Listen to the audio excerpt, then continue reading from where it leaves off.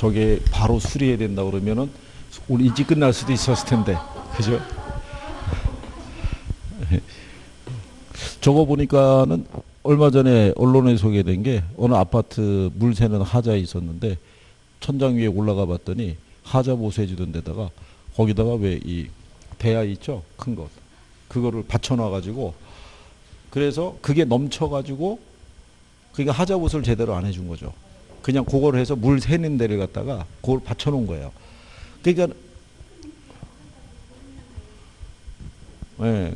그러니까는 이제 그러니까 물이 안 새니까 수리가 됐나 보다고 생각했는데 예, 들어가고 난 다음에 좀 있다 보니까는 밑에 층에서 올라온 거죠. 물 샌다고. 그러면 결국은 그거를 나중에 걔네들이 잘못했다는 거를 입증하려고 그러면 소송을 제기해야 되니까 일단은 이 사람이 먼저 비용 부담을 해주고 소송을 통해서 받아야 되니까 그게 얼마나 시간 많이 걸리겠어요. 그게. 이게 하자 보수에 관한 것도 규정이 좀 더 강화돼야 돼요. 그게. 그래야지만 확인될 수 있죠. 근데 이게 애매한 거죠.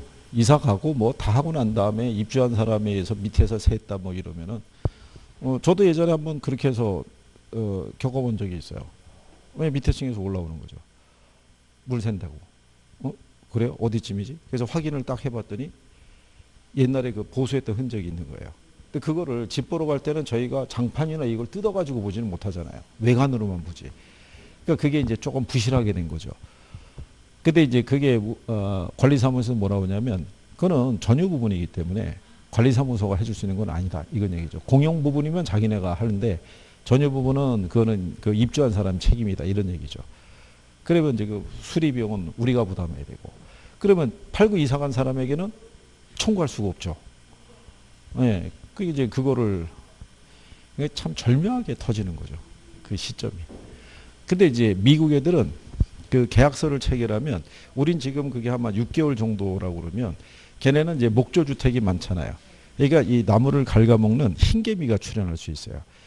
예, 그게 뭐 몇 개월 이내에 출현하면은 전액 매도자 책임. 네, 1년 이상이 지났을 때 발생하게 되면 매도자 몇 프로, 매수자 몇 프로. 3년 이내에 발생하면 몇 프로, 몇 프로. 이 비율이 한 3년 단위까지인가 아마 정해져 있어요.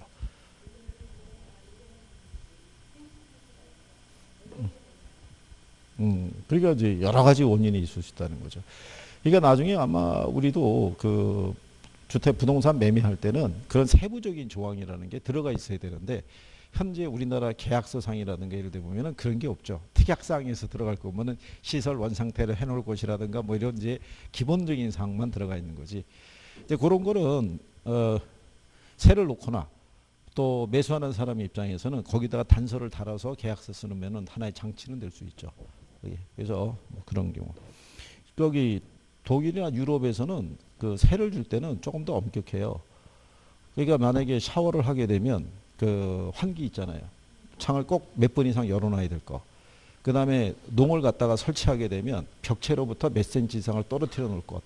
이런 게 엄격하게 지켜지는 거예요. 그래서 걔네가 주택에 대한 관리나 기본적인 보존이 잘 되기 때문에 100년 이상도 지탱을 하면서 가는 거죠. 그게 관리가 그래서 중요한 거예요. 관리가. 그래서 근데 우리나라에서 만약에 그 세를 주는 분이 그런 조항까지 집어넣게 되면 되게 까다롭다고 생각할 거예요. 아니 자기는 지금까지 겪어보지 못한. 근데 그게 처음에 자기도 그런 생각을 공감을 하고 있으면 충분히 가능한 거거든요. 어차피 이삿짐이 들어갈 때 설치할 거 아니에요. 그럴 때 이삿짐 그 하는 분들에게 여기서부터 몇 센치에다 놓고 설치해달라고 미리 그걸 주문을 하게 되면 그러면 농도 안 상할 수 있다고요. 습기 뭐 이런 거 부착 이런 거기 때문에 자기들 가구 관리도 좋고 뭐 그런 것도 있죠. 그래서 어제 나중에 제도상으로 보완이 다 될 거예요. 지금 이런저런 적이 있을 때. 우리 이제 그런 거 잘 안 돼 있죠. 그러니까 이제 우리 여사님 이제 세를 주는 입장에서 그런 거죠. 근데 이제 세를 들어가는 사람의 입장에서 이제 그게 그렇죠. 자, 그 다음에 이제 조세 정책이 있죠.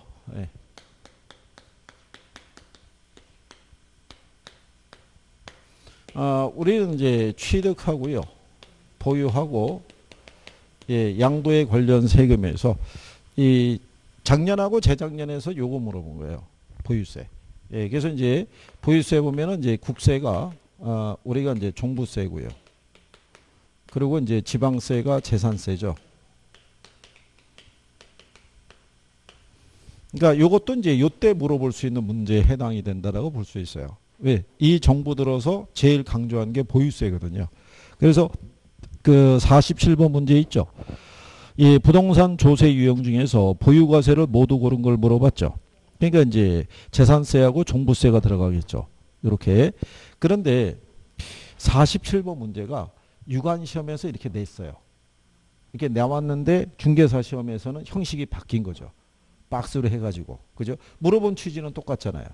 거기 부동산 관련 조사에서 가로 안에 들어갈 내용으로 옳은 걸 물어봤잖아요. 근데 가로 안에 들어갈 게 보유 단계 있죠. 그게 답을 주도하는 거죠. 기억이 종부세고 니은이 재산세잖아요. 그렇게 배열되는 건 1번밖에 없다고요.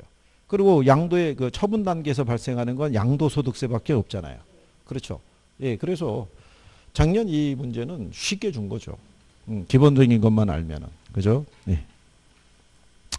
그래서 이제 그런 내용을 기초로 하시면 되겠고. 그 다음에 이제 뒤에 조세에 관한 49번에 보시면 이 조세에 관한 설명으로 틀린 걸 물어봤을 때 예, 거기 보시면 그 2번에 부동산 조세는 자원을 재분배하는 도구로도 쓰일 수 있다는 얘기죠. 가령 예를 들어서 그 1번 보면 소형주택 공급의 확대 있죠. 호화주택의 건축 억제 있죠. 예, 이것도 자원 배분을 유도하는 거죠. 소형주택을 공급하는 사람들은 세제상의 혜택을 주고 호화주택을 공급하는 사람들에게는 특소세라든가 중과세를 하게 되면 그러면 사람들은 호화주택을 짓는 것보다는 차라리 소형주택을 지어서 분양하는 게 절세 효과에 따른 이익이 더 커질 수도 있죠. 그런 식으로 자원을 재분배하는 도구로도 쓰일 수 있다. 그 다음에 이제 거기 보시면 그 양도소득세의 중과는 부동산 보유자로 하여금 거래를 뒤로 미루게 하는 동결 효과를 갖고 있죠. 지금 마찬가지죠. 양도세의 부담이 커지니까 이 양반들이 양도 지금 매각하는 것보다는 차라리 증여를 하는 게 낫겠다. 여기서 증여하는 사람이 또 늘어나고 있다는 얘기죠. 그렇잖아요. 그리고 이제 4번에 보면 조세부과는 수요자하고 공급자 모두에게 세금을 부담하게 되는데 상대적으로 가격 탄력성이 낮은 쪽이 세금을 더 많이 부담하죠. 그거는 꼭 기억하고 계셔야 돼요. 탄력성이 낮은 쪽이. 그리고 절세는 합법적으로 세금을 줄이는 행위고 조세에 피하고 탈세는 불법적으로 세금을 줄이는 행위다니까 틀렸다는 얘기죠. 우리 수업 시간에 한 거죠. 합법적인 게 절세 있죠. 예, 조세 회피 있죠. 여기까지는 합법이에요. 탈세만 불법이라는 얘기죠. 이거는 정상적으로 법이 허용하는 범위 내에서 이 납세자가 자기가 부담하는 세금을 줄이려고 하는 행위라고 생각하시면 돼요. 그죠? 그래서 우리가 이제 재산이 많은 사람일수록 세무사라든가 아니면 변호사라든가 이런 사람을 고용해서 줄일 수 있는 방법을 찾죠. 근데 이제 그게 법이 허용하는 범위 안에서 찾아야 되는데 그거를 넘어서 가지고 줄일 수 있는 방법을 찾게 되면 그게 이제 탈세로 가는 거죠. 그래서 이제 그런 내용으로 보시면 되겠고요. 자, 그 다음에 이제 50번에 조세에 관한 설명으로 옳은 거를 물어봤어요. 그죠? 소유자가 거주하는 주택에 재산세를 부과하잖아요. 그러면 보유세의 부담이 커지니까 주택 거래가 어떻게 돼요? 줄어들고, 예, 주택 가격이 떨어지는 현상이 나타날 수 있죠. 그거는 이제 2번 지문에도 똑같겠죠. 임대주택에 재산세를 부과하죠. 예, 그러면 임대사업하는 사람들이 재산세에 대한 부담이 커지게 되면 임대사업을 기피할 수가 있죠. 그렇죠? 그 다음에 주택의 취득세율을 낮추게 되면 주택수요가 오히려 증가하겠죠. 그리고 이제 주택공급의 동결 효과 나오죠. 가격이 오른 주택의 소유자가 양도소득세를 납부하지 않기 위해 그죠? 주택의 처분을 뒤로 미룸으로써 주택의 공급이 감소하는 것을 우리가 주택공급의 동결 효과라고 할 수 있죠. 그러니까 그 문장의 반대를 생각하시면 되죠. 그래서 이제 답은 5번을 준 거죠. 토지 공급의 가격 탄력성이 0이라는 거는 무슨 얘기예요? 완전 비탄력적이죠. 이렇게. 이 상태에서 조세가 부과가 되면 전액 누가 부담한다? 소유자가 부담할 수밖에 없는 거는요. 조세가 부과가 되더라도 이 양의 변화가 없죠. 완전 비탄력적이니까. 그러니까 가격의 변화가 없죠. 그러니까 전액 누가 부담해요? 공급자가. 그렇죠? 그래서 우리가 이렇게 얘기했었죠. 공급이 완전 비탄력적이면 누가? 공급자. 완전 비탄력적일 때는 앞에하고 뒤가 같아진다고 그랬죠. 예. 근데 이렇게 써주면 좋은데 여기처럼 토지 공급의 가격 탄력성이 0일 때. 그 0이라는 게 완전 비탄력적이다. 이거를 알고 있어야 된다는 얘기죠. 그렇죠? 예. 그래서 이제 그렇게 구별하시면 되겠고요. 그 다음에 이제 51번 있죠. 조세에 관한 설명으로 옳지 않은 걸 물어봤을 때, 예, 이게 예전에 기출에서 한번 인용을 했거든요. 그러니까 1번에 보면 취득 단계에서 부과하는 조세로는 취득세, 그 다음에 인지세 등이 있다. 이렇게 준 거죠. 이제 이렇게 나오면은 또 1차만 공부하는 사람은 또 당황하는 거예요. 세법을 안 들었거든요. 내가 알고 있는 건 보유세밖에 없는데 그 취득세는 들어보긴 들어본 것 같아요. 근데 인지세가 또 뭐지? 또 이렇게 되는 거예요. 아니 인지 그 부채되면 그 세금이 있을 거 아니에요. 그러니까 이제 그런 부분이죠. 그랬을 때 거기 헨리 조지 얘기 또 나오죠.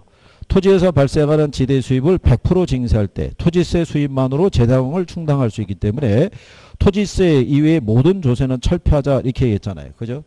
그래서 여기서도 토지에서 발생하는 지대 수입이라고 그랬잖아요. 예, 이거를 100% 징수할 때. 그 지대가 초과인이라고요. 예, 거기에만 조세를 부과하자 이런 얘기죠. 그럼 이 논리대로 따진다 그러면 원래 임대료가 100만 원 수준인데 그거 이상의 만약에 임대료가 설정이 됐으면 거기에 과세 다 하겠다는 얘기잖아요. 환수. 그러니까 정상적인 임대 수익만 얻어라 이런 얘기잖아요. 근데 헨리 조지의 논리는 뭐냐면 자본주의 경제에서는 생산을 통한 모든 이윤이 다 지대로 귀속이 된다는 거예요. 그건 왜 그럴 수밖에 없냐면요. 제가 왜 지난번에 왜 그 족발집 사장님 얘기했었잖아요. 예, 그런 식으로 지금 그 1층 매장의 그 업종이 지금 지형 구도가 달라지는 거죠. 그러니까 강남 같은 경우도 임대료 비싸잖아요. 그러니까 웬만한 업종은 못 들어가는 거죠. 그 정도의 임대료를 이길 수 있는 업종만 들어가는 거죠. 그렇잖아요. 그러니까 소비자의 입장에서는 선택의 다양성이 떨어지죠. 그게. 근데 이제 특히 우리나라 왜 그 스타 땡땡 무슨 커피 있잖아요.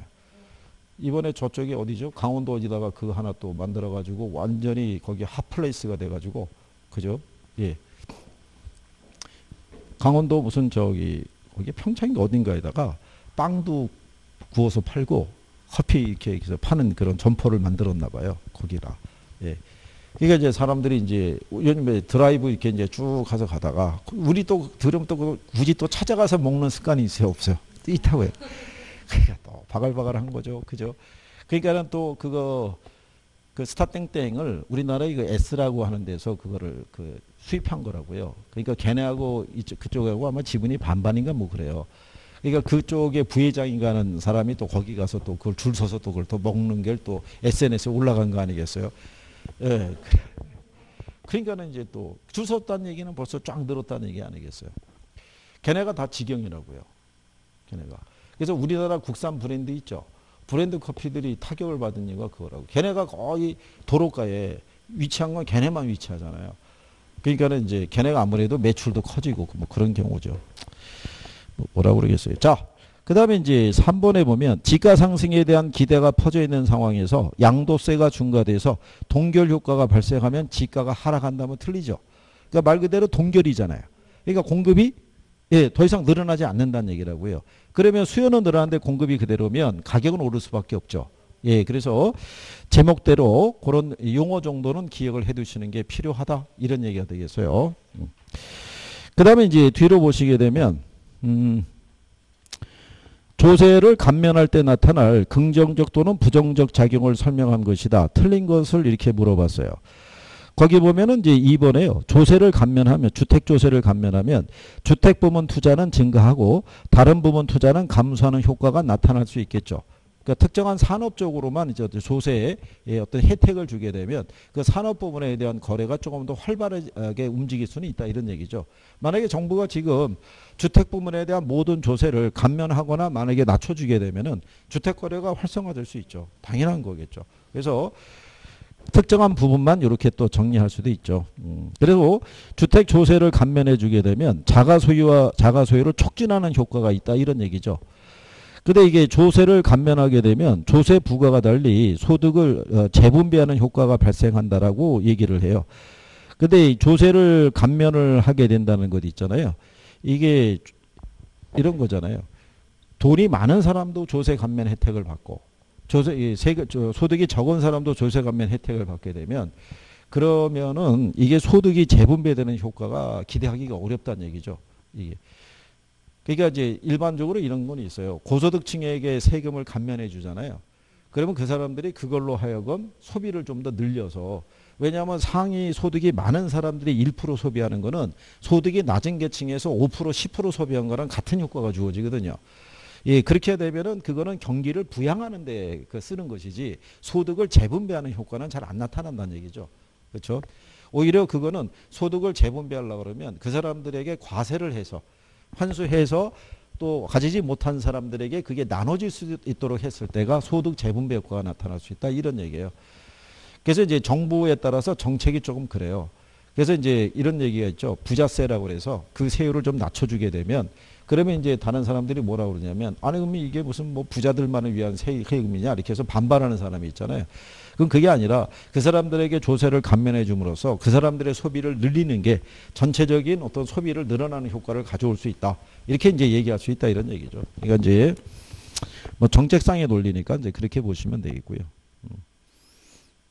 그리고 이제 아마 이 조세 감면, 이것도 예전에 기출에서 한번 인용을 했는데 지금은 이 표현이 잘 안 나오는 게, 포괄적으로 하게 되면 또 이것도 또 태클 들어갈 수 있고 그러니까 그런 정도로만, 이 정도 수준에서만 정리하시면 되겠고요. 그 다음에 53번에 보게 되면 조세의 경제적 효과에 대한 설명 중에서 틀린 것 그랬을 때 1번에 보면 양도세가 중과되면 주택 공급의 동결 효과로 인해 가격이 상승할 수 있다 그랬으니까 맞는 표현이겠죠. 예. 꾸준히 활용하는 표현이죠. 그 다음에 5번 지문에 보면 토지의 공급 곡선이 완전 비탄력적인 상황이 있죠. 토지 보유세가 부과되더라도 자원 배분의 왜곡이 초래되지 않는다는 거죠. 이 상태예요. 완전 비탄력적인 상황에서는 조세가 부과되더라도 거래량이 줄어들지 않거든요. 그러니까 자원 배분이 왜곡되지 않는다는 얘기예요. 일반적으로 조세를 부과하게 되면 거래량이 줄어들죠. 예, 그로 인해서 자원 배분에 왜곡을 초래하는데 이건 그거를 막을 수 있다는 얘기죠. 그리고 3번에 보게 되면 탄소 비례 아시죠?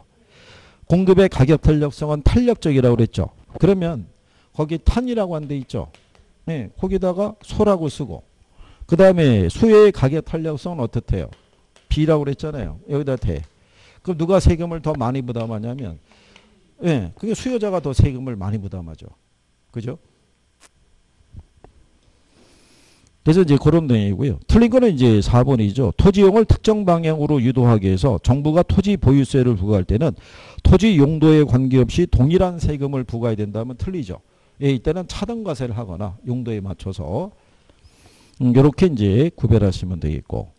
그 다음에 이제 54번에 보면요. 정부에서 주택에 부과하는 재산세를 상승시켰다고 얘기하죠.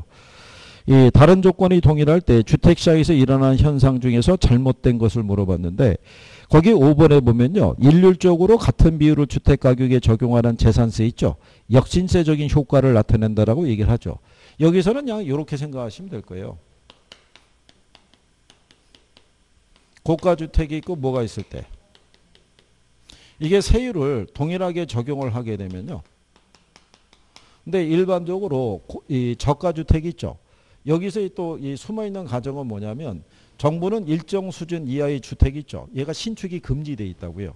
그러니까 얘는 공급이 안 돼요. 그러면 우리가 기본적으로 신축주택이 있고요. 재고주택이 있죠. 그럼 어느 게 더 탄력적이겠어요? 공급을 놓고 보게 되면 얘가 탄력적이라고요. 얘는 보유 공급이라고요.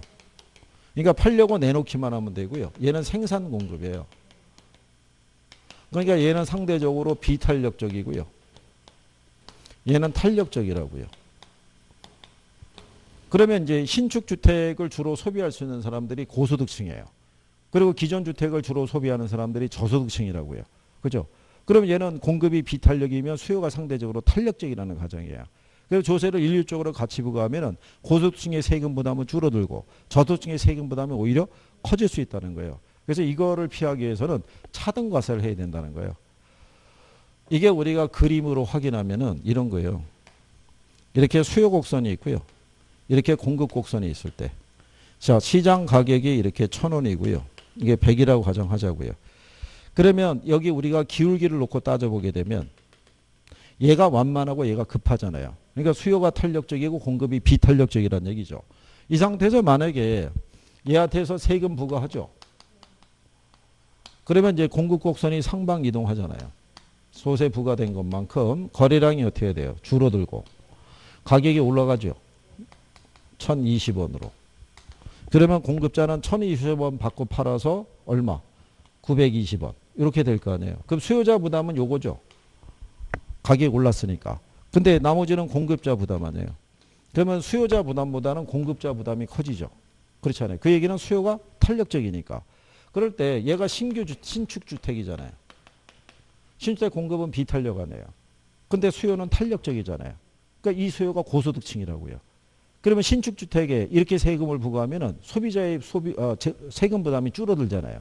근데 재고주택에 부과하게 되면 재고주택은 공급이 탄력적이잖아요. 여기는 수요가 이렇게 돼 있고요. 공급이 반대로 이렇게 가는 거죠. 그러면 이렇게 돼 있을 때 똑같이 또 100이라고 그럴 거예요. 이한테 100원의 세금을 부과하죠. 그럼 얘는 세금 부과된 것만큼 공급 곡선이 이렇게 이동하겠죠. 그러면 가격이 어떻게 돼요? 올라가겠죠. 그러면 이게 1080원으로 올라가게 되면 100원 중에 그러면 80원에 팔아서 공급자는 100원 세금 내야 되죠. 그럼 공급자 부담은 20원이 되겠죠. 그러면 요거는 누구 부담이고요? 수요자. 이건 누구 부담이겠어요? 그러면 여기서는 얘가 탄력이니까 이게 무슨 주택이 되겠어요? 재고주택. 재고주택을 주로 소비하는 사람이 저소득층이잖아요. 그럼 일률적으로 같이 세금을 부과하게 되면 누가? 저소득층이 세금 부담이 커지잖아요. 그러니까는 차등 가서 해야 된다는 거예요. 아니면은 얘들은 면세를 해주거나 아니면은 공공임대주택의 공급을 늘려주거나. 예, 그래서 그 이제 일률적으로 재산세를 부과하게 되면 역진세적인 효과가 나온다는 거예요. 누진세의 효과가 안 나타나고. 근데 이렇게 그림으로 그려서 하기는 어렵죠. 예, 그러니까 실상 그 5번 지문 같은 경우는 한 번 정도 여러분 시험에 나온 거예요. 그러니까 자주 쓰기는 좀 힘들죠. 그러니까 문장을 쓰면은 좀 더 풀어서 주겠죠. 그래서 이제 거기서는 자 4번 지문에 수요가 완전 탄력적일 때 있죠. 재산세 상승분은 전부 임차적에 귀속이 된다는 게 틀렸죠. 아까 우리가 완전 비탄력적이면 앞에하고 뒤가 같다고 그랬죠. 근데 완전 탄력적이면 앞에하고 뒤가 틀리잖아요. 수요가 완전 탄력적이면 전액 누가 부담해야 돼요? 공급자. 임차자가 아니라 임대자가 부담해야겠죠. 그래서 이제 4번이 답이 되더라. 이런 얘기죠.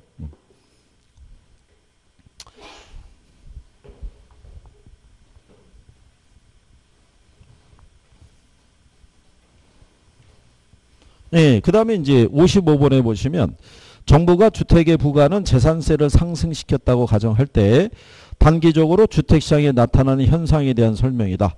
가장 적합한 걸 물어봤죠. 예. 일단은 이제 균형 상태에서는요, 임대인하고 임차인은 부과되는 재산세를 절반씩 부담한다고 돼 있죠. 그러니까 이런 얘기예요. 이렇게 해서 수요와 공급이 무슨 상태에 있을 때, 예, 균형 상태에 있을 때 있죠. 시장 가격이 1,000원이고요. 거래량이 이렇게 100일 때. 만약에 공급자에게 100원의 세금을 부과했죠. 그죠? 그러면 공급자는 이 세금을 누구에게? 수요자에게 전가하기 위해서는 여기 있는 거래량을 어떻게 돼요? 조정해야 되겠죠. 그럼 거래량이 이렇게 줄었어요. 그러면 이게 상승하겠죠. 1,050원으로. 그러면 50원만큼은 누가 부담하겠어요? 수요자가. 그 다음에 50원, 1,050원을 받고 팔아서 공급자는 100원 세금 내야 돼요. 그러면 공급자 수입이 얼마가 되냐면 950원이 돼요. 그러면 100원 세금 가지고 수요자가 얼마 부담해요? 50원. 그죠?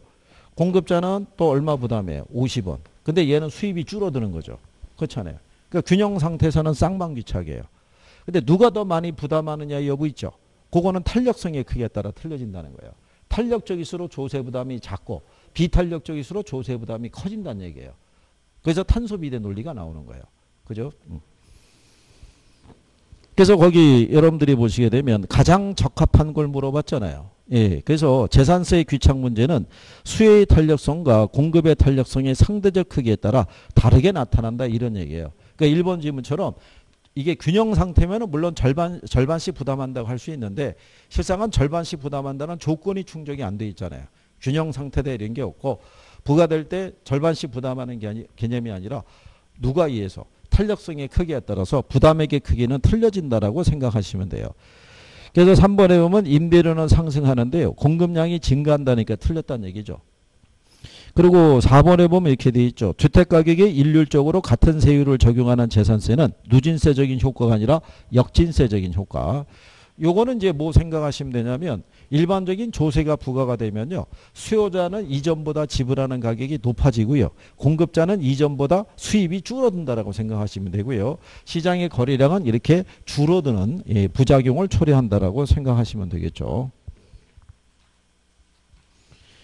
예, 그 다음에 이제 56번에 보면요. 정부에서 주택시장을 안정시키기 위해서 주택의 매도인에게 양도세를 중과하기로 했는데요. 수요의 가격 탄력성이 비탄력적이고 공급의 가격 탄력성이 탄력적이라 할 때 있죠. 예, 그러면 세금의 부담은 누가 더 많이 받겠어요? 예, 수요자에게. 그래서 가장 적절하게 설명한 게 일단 4번이죠. 양도소득세의 중과 효과는 매도인보다는 매수인에게 더 크게 나타날 것이다 이런 얘기죠. 그리고 2번에 보면 양도세가 중과되기 전보다 중과 후에 거래량이 늘어날 것이다. 그러니까 틀린 거죠. 예, 세가 부과가 되면은 거래량은 줄어들어요. 감면을 하게 되면 늘어날 수 있겠죠. 그렇죠? 예, 그래서 그렇게 여러분들이 구별하시면 되겠고. 그리고 3번에 보시면 이렇잖아요. 양도세의 중과 후에 매수인이 지불하는 가격은 양도세가 중과되기 전보다 낮아진다. 그러니까 틀렸겠죠. 조세가 부과가 되면 수요자가 부담하는 가격은 이전보다 높아져요. 무슨 말인지 아시겠죠? 그 다음에 1번 지문에 보시면 양도소득세 납부 후에 매도인이 실제로 받는 대금은 양도세가 중과되기 전보다 항상 높아진다는 게 틀렸겠죠. 수입은 이전보다 줄어든다는 얘기죠. 무슨 말인지 아시겠나요? 여기 칠판 보시면 원래 1,000원이었잖아요. 예, 근데 세금 내고 나니까 가격은 올랐어도 세금 내고 나면 오히려 손해죠. 그러니까 수입은 이전보다 줄어든다라고 이렇게 생각하시면 되죠.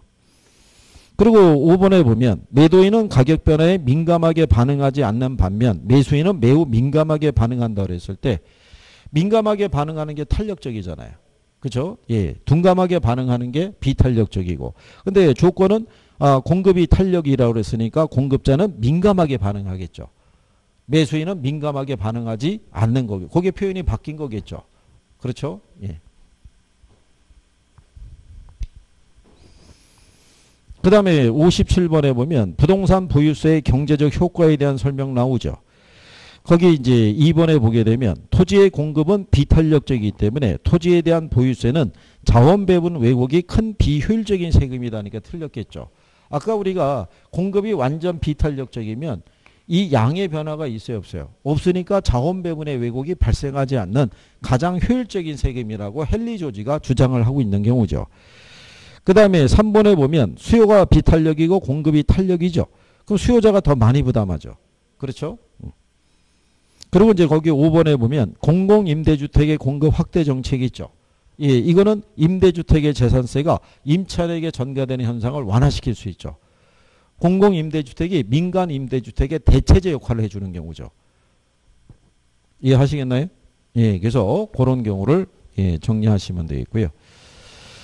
그리고 이제 58번에 주택 구입에 대한 거래세 인상에 따른 경제적 후생의 변화로 틀린 걸 물어봤죠. 우리가 지난번에 해봤었죠. 자, 여기도 한번 이렇게 해봐보세요. 3번 지문에 자 조세가 부과됐잖아요. 근데 3번에 갔더니 수요자가 실질적으로 지불하는 금액이 상승하니까 소비자 잉여는 어떻게 돼요? 줄어드는 거죠.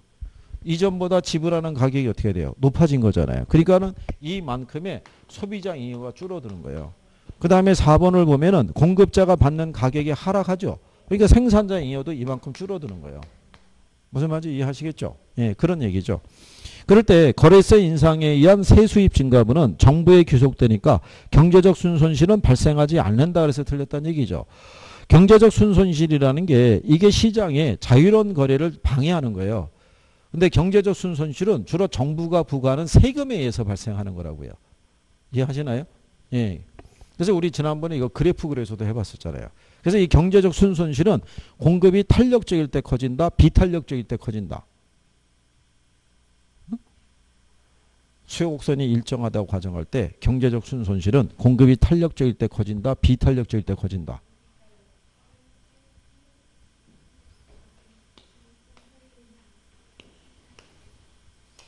괜찮아요. 뭐 다시 또 하면 되죠. 자, 수요 곡선이 있죠. 얘가 일정하다고 가정할 때 이런 기울기 있죠. 그러면 손실이 이렇게 나온다고요. 이 상태에서 이렇게 가죠. 어느 게 커요? 탄력적이 더 커진다고. 지난번에 그래프 그려서 얘기해 드렸잖아요. 그래서 수요 곡선이 일정할 때 있죠. 경제적 순손실은 공급이 탄력적이 더 커진 거예요. 세금 부과할 때 거래량이 줄을 거 아니에요. 줄을 때 탄력적임이 더 많이 줄어들 거 아니에요. 이게 탄력적일수록 커진다고요. 무슨 말인지 이해하시겠죠? 예. 그래서 5번이 잘못되어 있다. 뭐 이런 얘기죠. 예. 그게 시험에 나온 거예요. 이게 기출에서 5번을 답으로 주고요. 그 다음에 있죠. 예, 그 다음에 경제에서 나온 거예요. 경제적 순손실은 공급이 비탄력적일수록 커진다 그래서 틀리게 준 거예요. 탄력적일수록 커지는 거라고요. 그래서 그렇게 예, 구별하시면 되겠고요. 59번에 나오는 건요. 시장에서 수요의 가격 탄력성이 0.4고요. 공급의 가격 탄력성이 1.2죠. 예, 그러니까 공급의 가격 탄력성이 탄력적이고 수요가 비탄력이라는 거잖아요. 수요는 1보다 작잖아요. 그럼 조세 부과되면 누가? 예, 공급자보다 수요자에게 더 많이 전가된다고 볼 수 있겠죠. 그렇죠? 예. 구별하시겠나요? 탄력성의 수치를 가지고. 그 정도까지는 뭐 활용할 수 있다고 봐요. 왜냐하면 거미집 모형에서도 수요의 가격 탄력성과 공급의 가격 탄력성이 있죠. 수요의 가격 탄력성을 1.1을 주고 공급의 가격 탄력성을 0.9를 준 거예요. 수렴형이냐 발산형이냐 순환형을 물어본 거예요. 수요가 더 탄력적이니까 수렴형일 거 아니에요. 이렇게 해서 이 수치를 활용한 적이 있거든요. 예, 그러면 조세를 부과하는 거를 물어봤을 때 간단하게 그냥 이렇게 줄 수가 있으면 그러면 탄력성에 대한 거를 이해하는 사람은 쉬운 문제고 예, 그게 싫은 사람은 이것도 어렵다고 할 수도 있겠죠. 그렇죠? 그러니까 그런 내용으로 정리해 보신 거죠.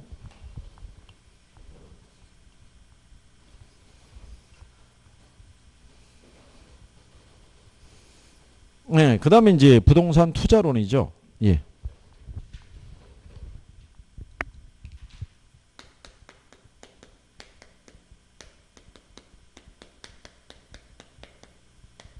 예, 투자론은 이제 시험 목차가 부동산 투자 이론이 있죠. 예, 얘가 있고요. 그 다음에 부동산 투자 분석 및 기법 이런 게 있어요.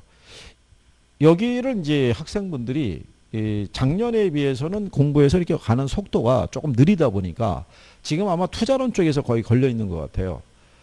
경제가 처음 들었을 때는 꼭 영어 같았는데 지금 조금 괜찮았다 이런 얘기죠. 좀 풀어졌는데 투자를 들어가니까 얘가 꼭 스페인어 같다 이런 얘기죠. 그러니까는 이걸 또 어떻게 해야 되지? 그런데 경제를 극복을 하듯이 얘도 다 가능한 거예요. 근데 이제 기본적인 큰 틀에서 생각하시면 투자자는 항상 투자를 결정할 때는 위험과 수익의 관계 있죠. 이게 상충 관계라고요. 위험이 커지면 수익이 줄어들잖아요. 위험이 작아지면 수익도 커질 수 있고 두 가지의 관계를 고려하지 않을 수가 없어요. 그렇잖아요. 그러면 투자자 입장에서는 내가 생각했던 거랑 다른 결과를 유도하는 위험이 있죠. 예, 위험은 어떤 애들이 있는지를 알아야 되죠. 그래서 여러분들이 아시는 사업 위험이라는 것도 있고요. 무슨 위험? 금융 위험이라는 것도 있고 인플레 위험이라는 것도 있고 그 다음에 법적인 위험도 있고요. 그 다음에 유동성 위험도 있고 그렇잖아요. 그러면 이 위험에 대한 대가를 우리는 당연히 요구해야 되잖아요. 위험에 대한 대가를 반영한 수익률이 뭐예요? 그게 요구 수익률이에요. 그러면 투자자는 위험하고 이제 수익률이 있죠. 예, 그걸 감안해서 기대 수익률하고 뭐를 비교할 때, 예, 이럴 때 얘가 얘보다 크면 투자하는 거예요. 근데 요구 수익률이라는 게 무위험률 플러스 뭐로 돼 있어요? 예, 위험 할증률이 주어져 있어요. 근데 우리가 국공채에 투자할 때는 이 대가를 바라진 않잖아요. 근데 부동산에 투자하게 되면 이 부담의 크기에 따라 얘가 커질 거 아니에요. 그 원래는 얘가 2%였고요. 위험 할증률이 3%였어요. 그럼 내가 원래 요구했던 건 몇 %예요? 5%인데 그럼 이거 이상의 수익만 기대하면 투자할 수 있잖아요.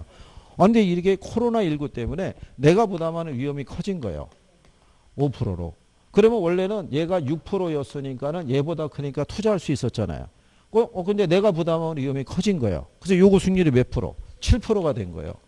그럼 얘는 그 이상의 수익을 기대할 수 있을 때만 나는 위험을 감수하고 투자할 수 있는 거예요. 무슨 말인지 아시겠죠? 그러니까 투자자는 이렇게 해서 위험에 대한 대가를 감안한 수익률을 산정할 수 있는 기본적인 능력이 있어야 되죠. 그러지 않으면 투자해도 그냥 손해일 거 아니에요. 무슨 말인지 아시겠나요? 그래서 투자자는 기대 수익률 하나만 보고 투자하진 않는다는 거예요. 반드시 기대 수익률하고 뭐를 비교해서 요구 수익률을 비교해서 기대 수익률이 요구 수보다 클 때 위험을 감수하고 투자할 수 있다는 얘기예요. 무슨 말인지 아시겠죠? 그래서 이게 시험에 잘 쓰는 거예요. 어떨 때 투자할 수 있느냐. 그렇잖아요. 그런데 내가 이제 투자를 들어간다고 그래가지고요. 이런 게 있잖아요. 위험과 수익은 상세 관계라는 게 있죠. 네, 위험과 수익은 일반적으로 비례 관계에 있는 거예요. 그러니까 투자자는 그 위험에 대한 대가에 맞춰서 요구 수익률을 조정할 수 있어야 돼요. 그 다음에 투자자 입장에서는 위험을 관리할 수도 있죠. 첫 번째는 나는 이런 위험을 감수하기 싫어. 그냥 안전한 것만 선호해. 그러면 위험을 회피하는 경우죠. 위험한 투자를 뭐 하는 거예요? 제외시키는 거죠. 또 하나는 이 위험을 내가 감수하고 들어가는데 내가 다 부담하기는 싫어. 그럼 누구인가 전가하고 싶겠죠. 그래서 위험을 전가하는 거. 보험에 가입하는 거죠. 그런데 가급적이면 내가 부담하는 위험을 줄일 수 있는 게 있으면 줄이는 방안도 좋을 거 아니에요. 그죠? 그래서 대표적으로 우리가 위험을 줄이는 방법으로 선택하는 게 포트폴리오 구성인 거예요. 분산 투자하는 거. 그러면서 내가 부담하는 위험을 줄여가겠다는 거예요. 또 하나는 뭐냐면 위험과 수익은 비례하니까 투자로부터 얻어지는 여러 가지 투자 자산이 있으면은 그 중에서 가장 수익이 작은 애를 선택하는 거예요. 그러니까 기대 수익률을 뭐 한다는 거예요? 하향 조정하는 거예요. 수익이 적어지면은 당연히 내가 요구하는 수익도 그만큼 떨어질 수밖에 없는 거예요. 안 그러면 내가 위험에 대한 부분이 있죠. 이게 커지면은 요구 수익률을 높여서 대체하는 거예요. 그러면 그 이상의 수익이 나왔을 때만 나는 투자할 수 있는 거죠. 그래서 요구 수익률을 뭐 해서 상향 조정해서 대체하거나 포트폴리오를 구성하는 이런 내용들이 있는 거예요. 그죠? 그러면 여기서 포트폴리오를 구성하는 것도 위험을 줄이는 방법 중에 하나죠. 근데 포트폴리오 단원이 워낙 비중이 크다 보니까 별도로 빠지는 거예요. 그러면 우리는 별도로 무슨 이론을 정리할 때, 예, 포트폴리오 이론을 정리할 때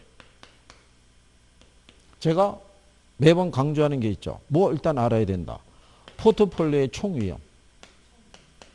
그렇죠? 총위험은 체계적 위험하고 무슨 위험? 예, 비체계적 위험의 합으로 돼 있는데 여기서 우리가 포트폴리오를 구성하는 거는 뭐를 제거하기 위함이다. 그렇죠? 얘를 제거하기 위함인 거예요. 그럼 얘는 제거가 되는데 얘는 제거가 안 되잖아요. 그럼 얘는 어떻게 대처한다? 대가를 요구하는 거예요. 그래서 여기 있는 요 위험 할증률의 위험이 있죠. 예, 이게 체계적 위험인 거예요. 그러니까 투자자 입장에서는 피할 수 없는 위험이 커지면 거기에 대응해서 요구 수익률을 어떻게 해야 돼요? 높이는 거예요. 그러면 그런데도 불구하고 그 이상의 수익을 기대할 수 있으면 나는 감수하고 투자하겠다는 거예요. 그래서 요거 두 개를 구별해야 돼요. 체계적 위험하고 무슨 위험? 비체계적 위험. 근데 체계적 위험은 왜 제거할 수 없어요? 체계적 위험은. 왜 제거할 수 없다? 자, 우리 지난번에 괜찮아요.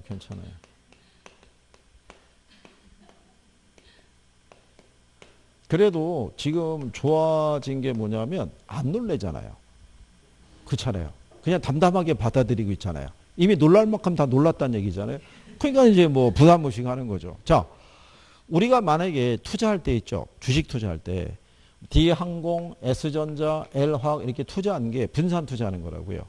그래서 제가 지난번에 그랬죠. 지금 이 항공사가 경영권 분쟁에 휘말리고 있죠. 요즘 경기 침체에 따라서 항공주가 어떻게 돼요? 바닥이잖아요. 근데 내가 만약에 항공주에만 집중적으로 투자하면 수익도 커질 수 있지만 리스크도 커지잖아요. 근데 이렇게 분산 투자를 하게 되면 여기서 손실이 발생하더라도 여기와 여기서 발생하는 수익으로서 평균적인 수익은 안정적으로 가져갈 수 있다 이런 얘기죠. 그렇잖아요. 그런데 이런 위험이 비체계적 위험이라고요. 비체계적 위험은 개별 자산의 특성에서 나온 거예요. 이거는 이 항공사만의 문제지 모든 산업에 이 문제가 발생하는 건 아니에요. 그죠? 그러니까 얘는 분산 투자하면 제거할 수 있다는 거예요. 그런데 시장에서 이자율 같은 게 변하죠. 이거는 모든 자산에 영향을 주는 거예요. 그러니까 이거는 분산 투자한다고 제거할 수가 없는 거예요. 그게 체계적 위험이라고요. 그러니까 우리는 이런 변화에 대처해야 되는 것을 반영할 수 있어야 되는 거예요. 무슨 말인지 이해하시겠죠? 그 다음에 우리가 분산 투자에 따른 포트폴리오 효과라고 있죠. 포트폴리오 효과 또는 위험 분산 효과 얘기해요. 여기서 위험 분산 효과를 측정하려고 그러면 뭐가 나와야 돼요? 상관계수가. 그죠? 상관계수는 마이너스 1에서부터 1까지 존재해요. 그죠? 그럴 때 마이너스 1의 의미는 두 개의 자산이 있으면 두 개의 자산의 수익률의 움직임이 100% 다른 방향으로 가는 거예요. 그래서 위험분산 효과가 최대가 되는 거예요. 근데 여기 1이라는 얘기는 100% 같은 방향으로 가는 거예요. 그러니까 위험분산 효과가 안 나타나죠. 그러니까 1만 아니면 효과가 나타난다고 그랬죠. 예. 그래서 우리가 지난번에 여름과 겨울이라는 계절을 놓고 소주, 맥주, 그 다음에 청량음료 갖고 비교해 봤던 거예요. 기억하시나요? 예. 그래서 이런 거 이제 기억해 두시고요. 그리고 이제 여러분 시험에 자주 인용이 되는 것 중에 하나가 최적 포트폴리오. 최적 포트폴리오에서요. 가장 최적 포트폴리오라는 거는 효율적 전선이 있죠. 효율적 전선과 무차별 곡선의 접점이 있죠. 예, 여기서 발생을 해요. 근데 이 중에서 여러분 시험에 자주 등장하는 애가 얘예요. 그러니까 이 효율적 전선이라는 건 평균 분산 지배 원리를 충족시키는 포트폴리오의 집합이에요. 여기가 수익률이고 여기가 위험이잖아요. 이렇게 됐을 때 여기 보면은 이 위험의 크기가 같죠. 같으면 우리는 B하고 C 중에 뭐를 선택한다고 그랬어요? B를. 수익이 크니까. 그렇잖아요. 예, 그걸 선택하는 거예요. 이렇게. 그죠? 예, 이게 효율적 전선이라고요. 동일한 위험에서는 수익이 제일 어떻게 돼요? 큰 애들. 예, 이걸 선택해서 연결한 선을 우리가 효율적 전선이고, 얘가 우상향하는 이유는 주어진 위험에서는 그 이상의 수익은 못 올리잖아요. 그러니까 더 큰 수익을 올리기 위해서는 더 큰 위험을 감수해야 된다라고 얘기하는 거예요. 뭐 그런 정도 해놓으시면은 웬만큼 문제 나오면은 풀 수 있을 거라고 생각하는 거예요. 그래서 결론은 일장의 투자 이론은 투자의 위험과 수익에 관한 것들이 포트폴리오 이론에서 마무리하는 거예요. 여기까지. 그래서 그런 흐름이 연결되어 있다는 것을 알아두시면 되죠. 무슨 말인지 아시겠죠? 예, 그래서 여기까지 하셨고, 예, 잠깐 쉬었다가 이제 투자론을 하고 마무리하시죠.